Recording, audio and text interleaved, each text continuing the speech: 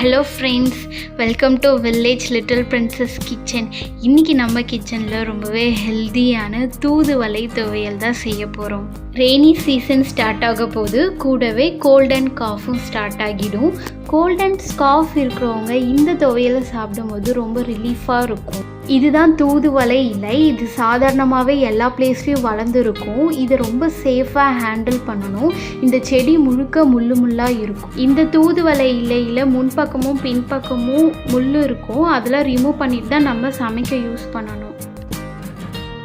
இந்த தூதுவளை கீரையில் நிறைய ஹெல்த் பெனிஃபிட் இருக்குது. முக்கியமாக ஆஸ்துமா பேஷண்ட்டுக்கு, ரொம்ப நாளாக கோல்ட் அண்ட் காஃப் இருக்கிறவங்களுக்கு, மூச்சு திணறல் இருக்கிறவங்களுக்குலாம் ரொம்ப நல்லது. இந்த கீரையை துவையலாக சாப்பிட பிடிக்காதவங்களுக்கு தோசை மாவில் மிக்ஸ் பண்ணி தோசையாக செஞ்சு தரலாம், இல்லாட்டி சூப் மாதிரி செஞ்சு தரலாம். இப்போ நம்ம துவையல் செய்ய ஸ்டார்ட் பண்ணிடலாம். ஒரு கடாய் எடுத்து அடுப்பு மேலே வச்சுக்கலாம். 2 டேபிள் ஸ்பூன் நல்லெண்ணெய் சேர்த்துக்கலாம். இந்த துவையலுக்கு நல்லெண்ணெய் தான் நல்லாயிருக்கும்.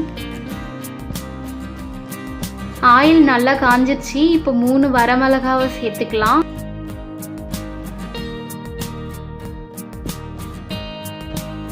வரமிளகாவை எண்ணெயில் லைட்டாக வறுத்து எடுத்துக்கோங்க. 2 மீடியம் சைஸ் பூண்டு எடுத்து கலர் சேஞ்ச் ஆகுற வரைக்கும் வறுத்து எடுத்துக்கலாம்.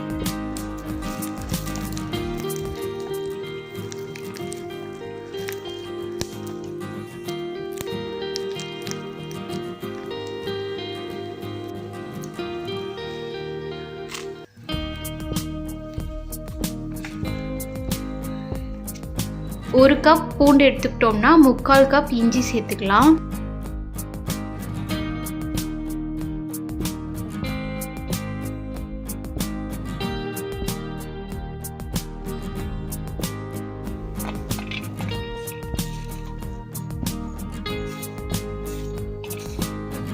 அஞ்சு ட்ராப் எண்ணெய் ஆட் பண்ணிக்கலாம். 2 ஸ்பூன் கருப்பு உளுந்து சேர்த்துக்கோங்க.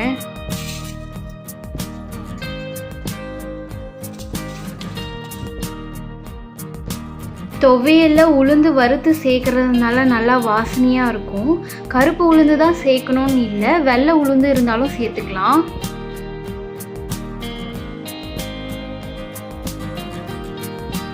உளுந்து நல்லா கலர் மாறிடுச்சு. இப்போ வேறு பாத்திரத்தில் மாற்றிக்கலாம். 1 ஸ்பூன் எண்ணெயை ஆட் பண்ணிக்கோங்க. இப்போ நம்ம ஃப்ரெஷ்ஷாக முள்ளெல்லாம் எடுத்து தூதுவளை கீரையை ஆட் பண்ணிக்கலாம்.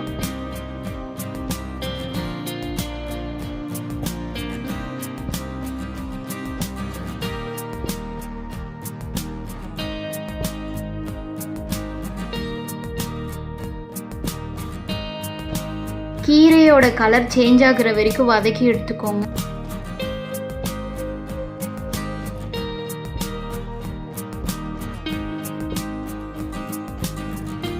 இப்போ ஒரு பெரிய நெல்லிக்காய் சைஸ் புளி எடுத்து சேர்த்து வதக்கிக்கலாம்.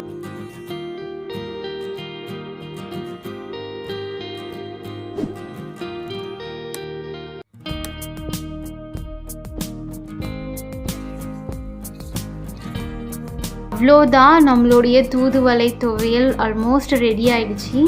அரைக்கிறதுக்காக 1/2 ஸ்பூன் உப்பு சேர்த்து அரைச்சிக்கோங்க. அம்மியில் அரைச்சோம்னா இதோட டேஸ்ட் இன்னும் கூட இருக்கும். இப்போ இந்த துவையலை நம்ம தாளித்து எடுத்துக்கலாம்.